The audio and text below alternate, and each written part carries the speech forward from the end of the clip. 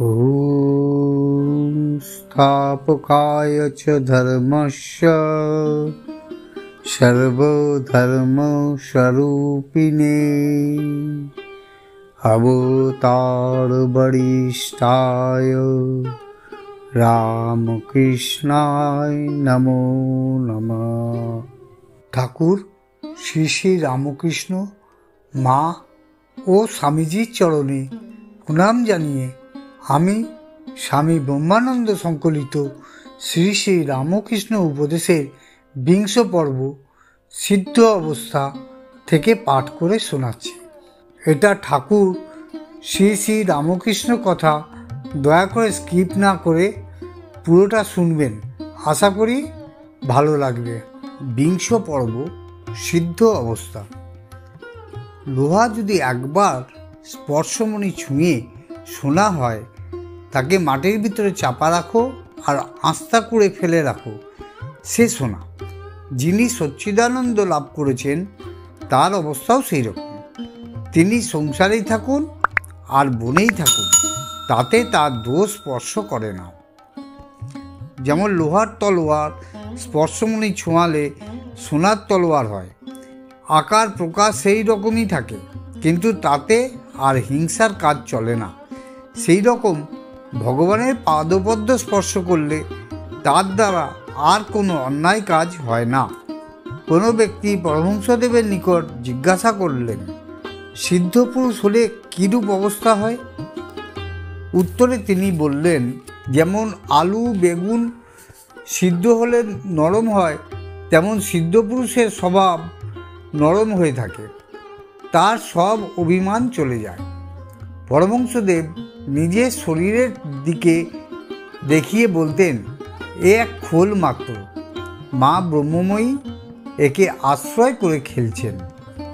রামপ্রসাদী গান যখনই শোনো তখনই নূতন বলে বোধ হয়। তার কারণ জানো?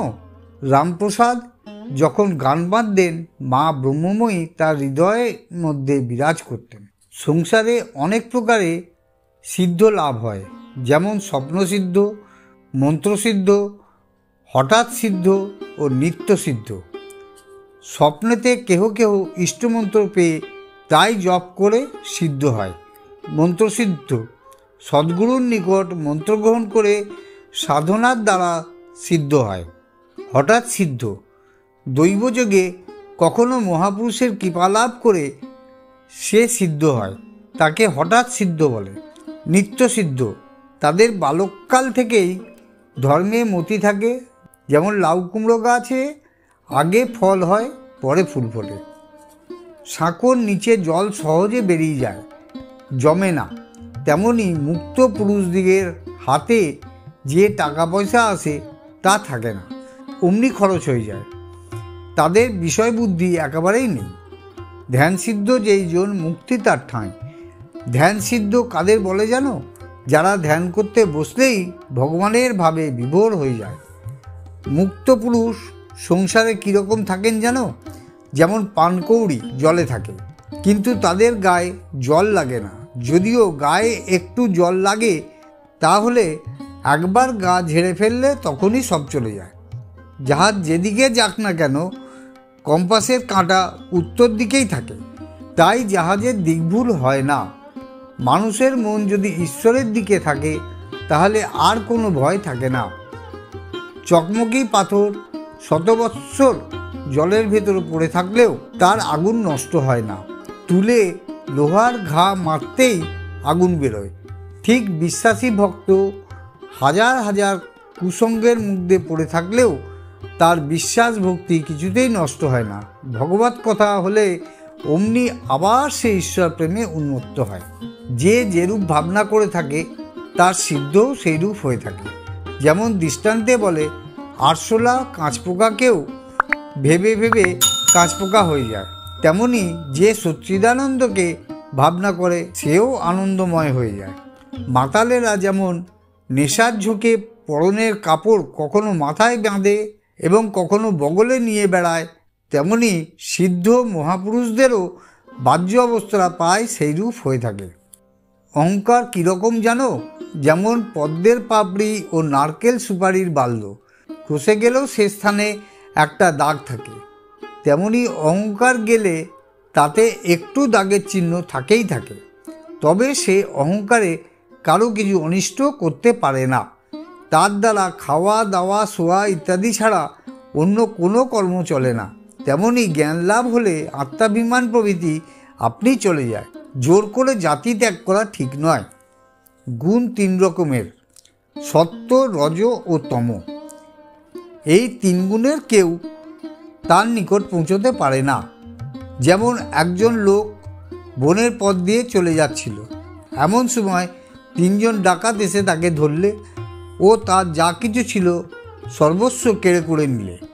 তার ভেতর একজন ডাকাত বললে, এই লোকটাকে রেখে আর কি হবে? এই কথা বলেই খাঁড়া উঁচিয়ে তাকে কাটতে এলো। আরেকজন ডাকাত এসে বললে, না হে, একে কেটো না, কেটে কি হবে? এর হাত পা বেঁধে এখানে ফেলে রেখে যাও। পরে সকলে মিলে তার হাত পা বেঁধে সেখানে রেখে চলে গেল। কিছুক্ষণ পরে তাদের মধ্যেই একজন ফিরে এসে বললে, আহা, তোমার কত লেগেছে, এসো আমি এখন তোমার বন্ধন খুলে দিই। ডাকাতটি তখন তার বন্ধন খুলে দিয়ে বললে, আমার সঙ্গে সঙ্গে এসো, তোমার রাস্তা দেখিয়ে দিচ্ছি। পরে রাস্তার নিকটবর্তী হয়ে বলল, এ রাস্তা ধরে চলে গেলে তুমি বাড়ি পৌঁছবে। লোকটি তখন তাকে বলতে লাগলো, আপনি আমার প্রাণদান করলেন, আপনি আমার বাড়ি পর্যন্ত আসুন। ডাকাত তখন বললে, আমি সেখানে যেতে পারবো না, লোকে টের পাবে, আমি কেবল তোমাকে রাস্তা দেখিয়ে চললুম। মুক্ত পুরুষ সংসারে কিরূপ অবস্থায় থাকে জানো? যেমন ঝড়ের এঁটো পাতা, নিজের কোনো ইচ্ছে বা অভিমান থাকে না, বাতাসে তাকে উড়িয়ে যেদিকে নিয়ে যায় সে সেই দিকে যায়, কখনো বা আস্থা করে, কখনো বা ভালো জায়গায়।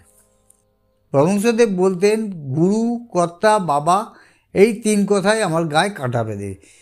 ঈশ্বর কর্তা, আমি অকর্তা, তিনি যন্ত্রী, আমি যন্ত্র।